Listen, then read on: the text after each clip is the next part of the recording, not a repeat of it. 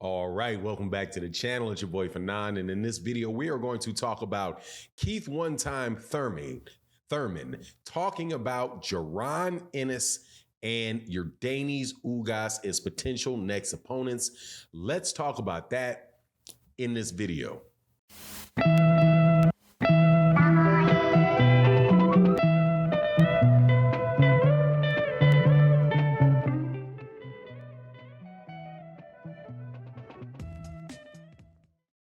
All right, welcome back to the channel. It's your boy Fanon, and in this video, we're going to be in the 147-pound division.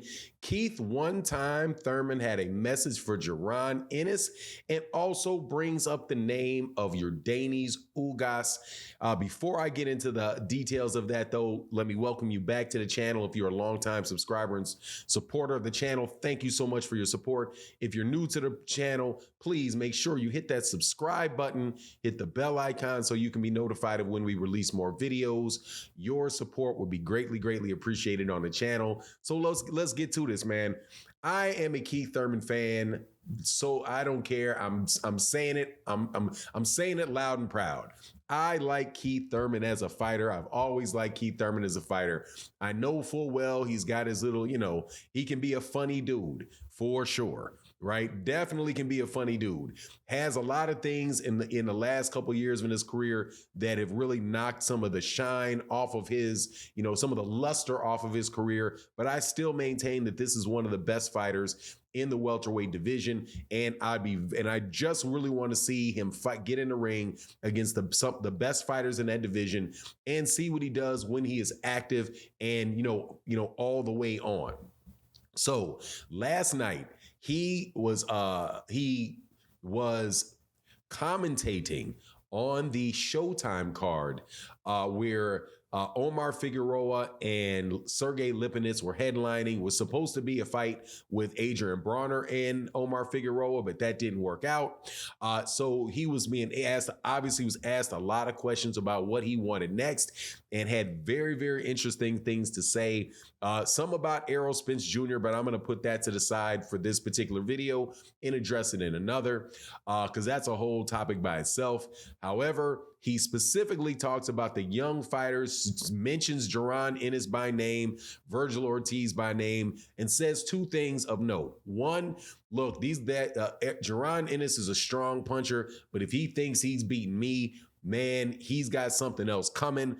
I am not nobody's gatekeeper. And then he used the statement that he had said before. If you think I'm a gatekeeper, you're going to realize that gate is welded shut. You are not getting past me. So the first time that he actually mentions Jaron Ennis and says, yeah, Jaron Ennis is a big puncher, talented guy, but he's not beating me. And he said, look, man, whenever I've seen a contract, there's never been a contract sent to me. If the money is right, the details are right, we can make it hot, right? Specifically talking about Jaron Ennis. Now, he also mentioned Vergil Ortiz. So what I'm hoping is that when he's saying that contract, as long as that money's right, that he ain't talking about the $10 million worth of money being right that was rumored to be associated with what he would need to fight Jaron Ennis.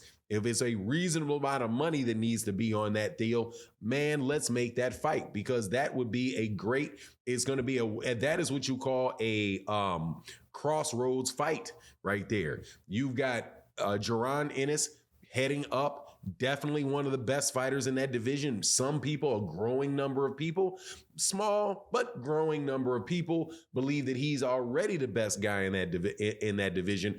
And most people, it would give the advantage of Jaron Ennis over Keith Thurman. And I think that may be only the second time in Keith Thurman's career that he would go into the ring as an underdog.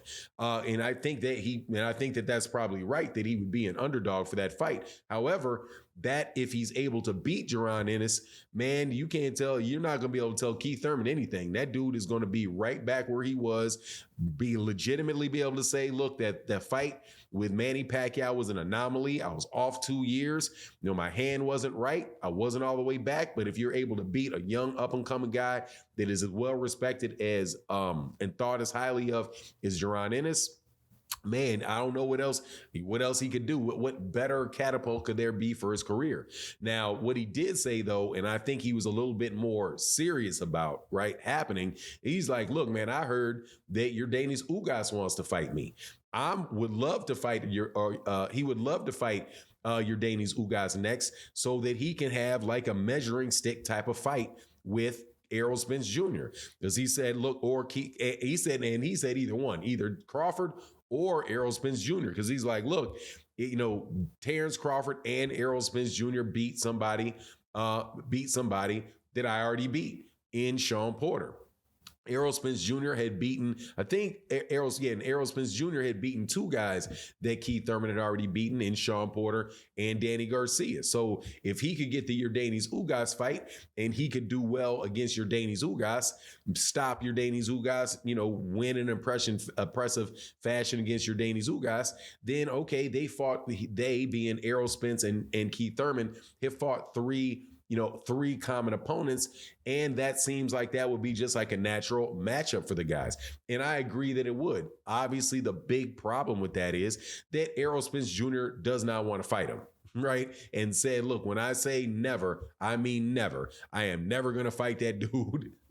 I hate it, but that's what he said. And more than likely, when he says it, he means it, because that's kind of the track record with Errol Spence is when he says it, he means it, which is why I don't get a lot of the criticism that comes his way around the Terrence Crawford fight, because he does not have a history of just saying he's going to do something and then doing something else, right? From coming off that car accident and saying he's going right back to a top guy to coming right back off of a torn retina and saying he's going right back at a top guy.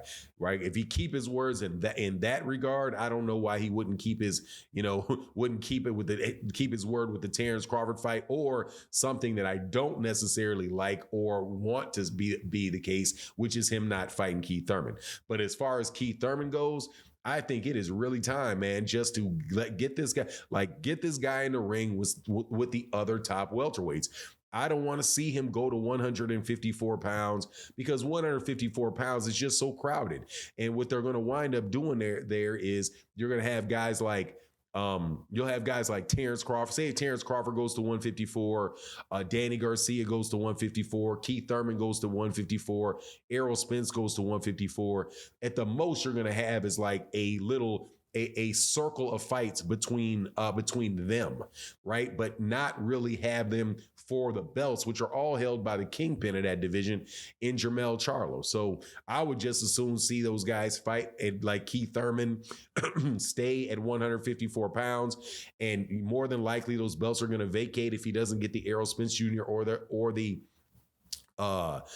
Terrence Crawford fight, and that vacant belt is going to come up. And if the vacant belt comes up, he's going to have to fight Stanionis, Ennis, or Ortiz, more than likely, for one of those belts, right? And the most realistic one, or maybe even like an Ugas, depending on where he is. But for the time in his career and where he is, I think Ugas is a great fight and a realistic one.